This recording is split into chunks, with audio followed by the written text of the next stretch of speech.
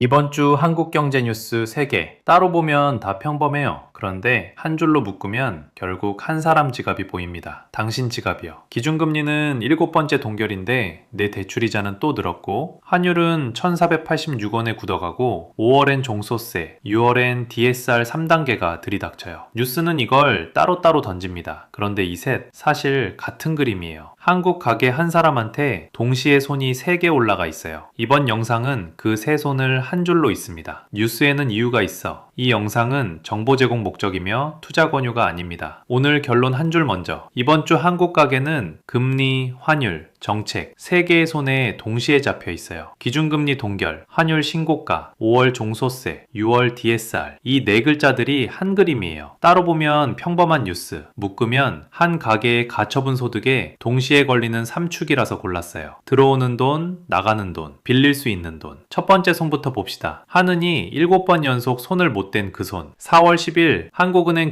금융통화위원회가 또 동결을 발표했어요. 7번째예요. 기준금리 연 2.50% 만장일치. 2025년 후반 인하 사이클이 끝나고 멈춰선 그 자리에 그대로 굳어 있어요. 보통 동결이라고 하면 운전 중 핸들에서 손을 떼는 그림을 떠올려요. 근데 지금 한은은 손을 떼는 게 아니라 핸들이 굳어버린 상태에 가까워요. 5번 연속도 아니고 7번. 신중함이 아니라 처지예요. 동결은 한은이 안 움직이는 게 아니에요. 못 움직이는 거예요. 정확히는 한국 가게가 한은의 손을 묶고 있어요. 원리는 단순해요. 중앙은행은 두 다이얼을 잡고 있어요. 물가 다이얼은 너무 오르면 금리 올려서 식히고, 경기 다이얼은 너무 식으면 내려서 데우고, 가끔 두 다이얼이 반대로 가요. 물가는 들썩이는데 경기는 차가워질 때 어느 쪽도 마음대로 못 돌리죠. 한은이 정확히 그 상태예요. 여기에 한국만의 추가 규칙, EP07에서 짚었듯 가계부채가 GDP 대비 92.3%, 2025년 9월 BIS 기준이에요. 같은 시점 미국 76.9%, 일본 67.8%, 독일 56.8%, 한국이 1위. 전세 보증금까지 더하면 156.8%로 OECD 31개국 중 1위. 한경영 분석이에요. 보드게임은 같은데 한국 테이블엔 줄 하나 더 있어요. 가계가 빚으로 돌아가는 구조라서 금리를 살짝 올려도 가계가 비명, 살짝 내려도 부동산이 다시 자극받아요. 두 번째 한국 규칙은 변동금리. 비중이 70에서 76%. 한은 금융안정보고서 기준. 미국은 30년 고정금리가 표준인데 한국은 정반대. 0.5%포인트만 올려도 1억 빌린 사람한테 매달 4만 원이 그대로 꽂혀요. 산식은 1억 곱하기 0.5% 나누기 12. 단순해서 더 무서워요. 세 번째 규칙은 바깥에서 와요. 미국 정책금리가 4%대고 한국은 2.5%. 격차가 1.5%포인트 넘어요. 격차가 크면 외환시장에서 원화가 밀려나요. 그래서 한은은 인하도 인상도 못해요. 풀자니 부동산 자극, 안 풀자니 가계 비명, 거기에 환율까지. 양쪽 다 가계가 직격이에요. 동결이 정책이 아니라 처지예요. 내 지갑으로는 이렇게 닿아요. 변동금리로 1억 빌린 사람 기준 0.25%포인트 인하면 매달 약 2만원 줄고, 0.5%포인트 인상이면 매달 4만원 더 나가요. 1년이면 24만에서 48만원. 액순 보일 수 있어요. 근데 이게 한은 의사결정 한 번에 그냥 정해지는 거예요. 특히 20에서 34세 청년층은 변동금리 비중 73%, 금감원 한은 2025년 1분기 자료, 평균보다 높아요. 젊을수록 한은 손이 묶인 영향을 가장 빨리, 가장 세게 받아요. 근데 헷갈리는 게 있어요. 기준금리는 동결인데 은행 앱에선 변동금리 알림이 또 0.1%포인트 올랐다고 떠요. 시장금리는 기준금리만으로 결정되는 게 아니에요. 가상금리, 신용프리미엄,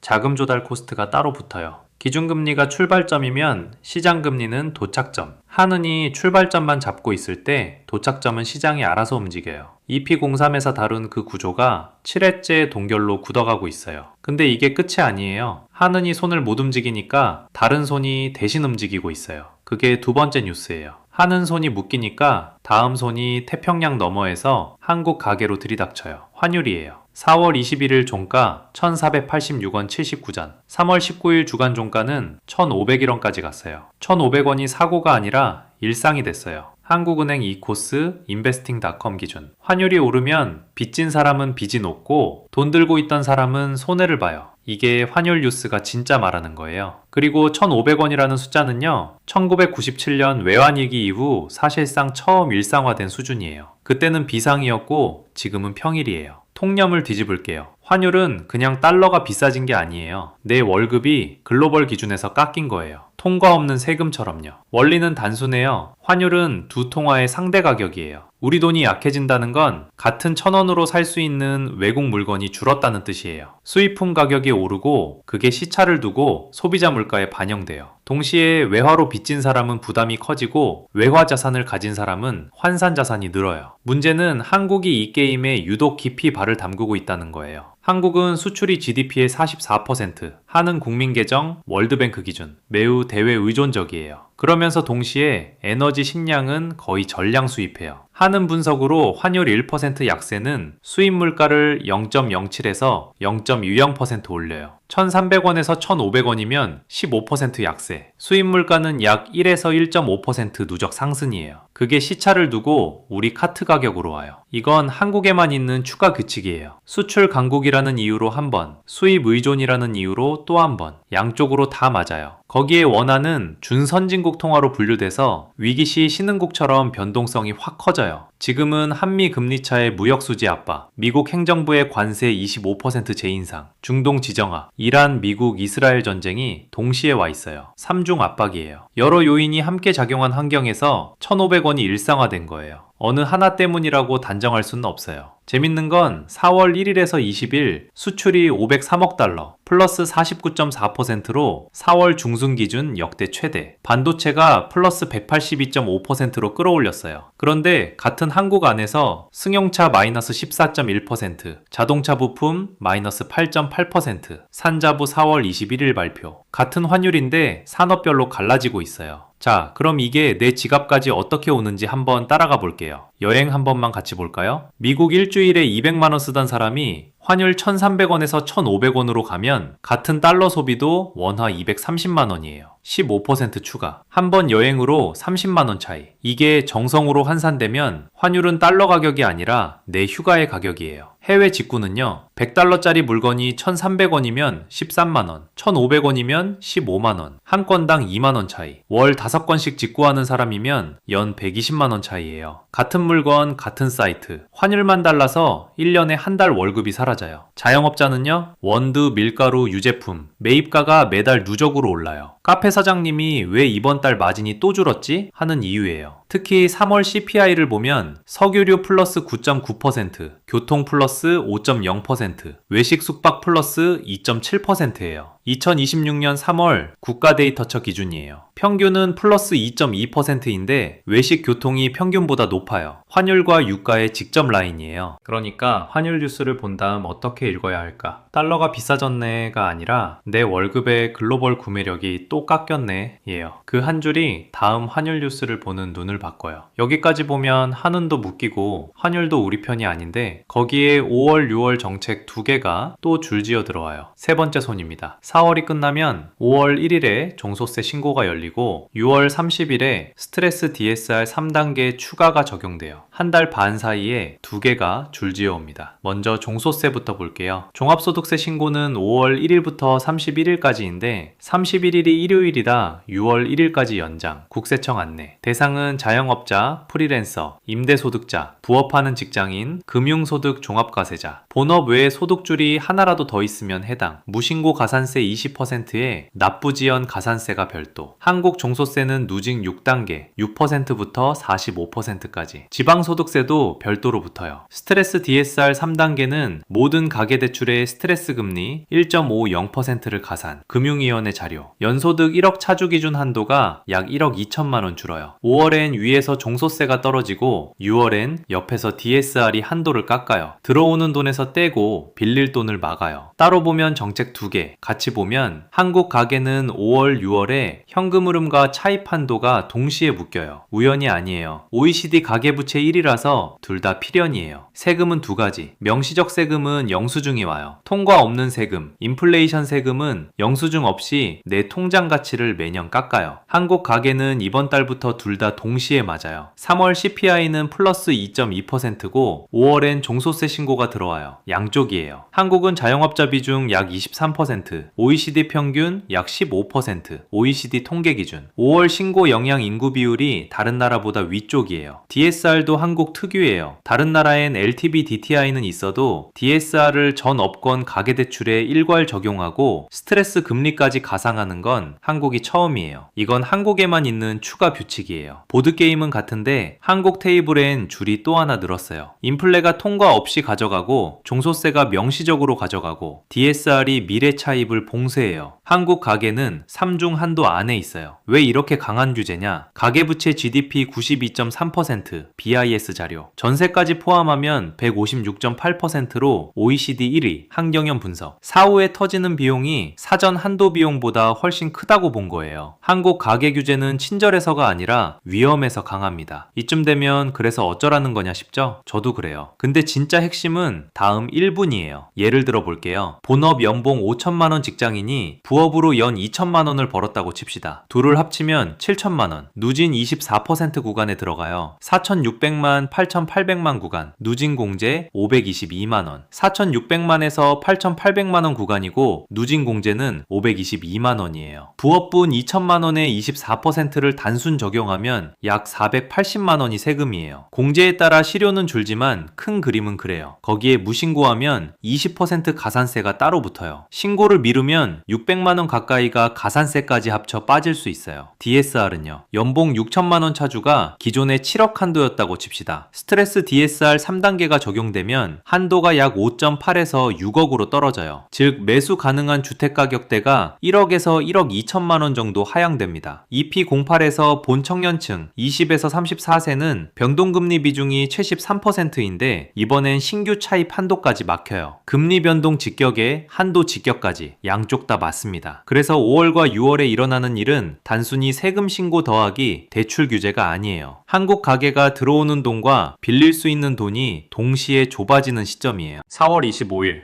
지금 알면 손실이든 기회든 둘 다 방어 가능해요. 여기까지 들으면 이 셋이 사실 따로따로가 아니라는 게 보여요. 한 줄로 묶을 수 있어요. 처음에 말했죠. 한국 가계는 금리, 환율, 정책 세 개의 손에 동시에 잡혀 있다고. 이제 그 셋이 왜 동시에 잡고 있는지 보입니다. 한 숫자가 새 뉴스를 다 설명해요. 가계부채 GDP 92.3%, 2025년 9월 BIS 기준이에요. 이 한 숫자가 핵심이에요. 뉴스 하나를 다시 봅시다. 한은이 7번째 기준금리 동결했죠? 가계부채가 92%까지 차오른 상태에서 금리를 풀면 가계가 폭탄, 안 풀면 가계가 매달 비명이에요. 그래서 한은은 못 움직이는 거예요. 안 움직이는 게 아니라. 뉴스 둘. 한은이 못 끼니까 한미 금리차가 1.5%포인트 넘게 벌어졌어요. 자본은 자연스럽게 미국으로 흐르고 환율은 1486원에서 굳었어요. 환율을 만든 건 미국 행정부의 관세 정책이 아니라 한은의 무력감이에요. 그 무력감의 뿌리는 다시 92%고요. 뉴스 셋. DSR 강화하고 종소세 정비한다는 정책. 가계부채 OECD 1위라서 사후에 터지면 감당이 안 되니까 미리 차입을 막고 명시적 세수까지 챙기는 거예요. 가처분 소득을 양쪽에서 좁혀 들어오는 그림이에요. 뉴스에는 이유가 있어. 그 이유는 거의 항상 한국 가계의 부채 구조예요. 채널 시그니처 실전 떠올려주세요. 매월 한번 한국은행 이코스에서 기준금리, 원달러, CPI 세 숫자만 메모. 5분이면 끝. 이 세 숫자가 곧 이 영상에서 본 세 손의 현재 위치예요. 기준금리는 한은의 손, 원달러는 환율의 손, CPI는 정책, 물가손의 신호. 세 숫자가 어디 있는지가 곧 내 가처분 소득의 좌표예요. 4월 1일에서 20일 수출 플러스 49.4%, 역대 최대인데 자동차는 마이너스 14.1%. 같은 환율이 누구에겐 호황이고 누구에겐 직격이에요. 한국 가게도 똑같아요. 보드게임은 같은데 한국 테이블엔 줄이 하나 더 있고 그 줄이 누구를 잡느냐로 갈려요. 그럼 마지막으로 이 그림을 본 사람이 이번 주에 뭘 하나만 해도 다른 사람이 됩니다. 그 하나를 알려드릴게요. 마지막으로 이번 주에 딱 하나만. 동결에는 이유가 있어. 기준금리 동결은 한은이 안 움직이는 게 아니라 가계부채 92%라는 한국 구조 때문에 못 움직이는 거예요. 92%가 한은의 손을 묶었고 환율이 1486원에 굳었고 5월 종소세와 6월 DSR이 내 돈을 동시에 좁힙니다. 그래서 메모 앱을 열고 뉴스 하나를 골라 이 뉴스를 내 지갑으로 번역하면 한 줄 적으세요. 매주 토요일 이 영상 끝나고 3분이면 돼요. 왜 작동하냐면 뉴스가 결과를 줄 때 우리는 그걸 내 통장 이벤트로 번역하기 때문이에요. 헤드라인에 휘둘리는 감정 소비가 구조적 판단으로 바뀝니다. 1년이면 52건의 자기 데이터. 그쯤 되면 헤드라인만 봐도 내 지갑에 어떻게 닿는지 자동으로 그려져요. 지난 EP02에서 동결이 더 무섭다고 했었죠. 7번째 동결로 그 무서움이 굳어지고 있어요. 다음 화는 1막의 마지막 EP10, 한국 자본주의 6대 함정, 1막 총정리, 부동산, 세금, 금리, 환율, 영끌, 전세를 한 장의 지도로 묶습니다. 이번 주 뉴스 중 어느 게 당신 지갑을 가장 세게 건드렸나요? 댓글로 알려주세요. 실전 해석 2호 소재가 됩니다. 같이 보러 와요. 뉴스에는 이유가 있어요. 다음 영상에서 만나요.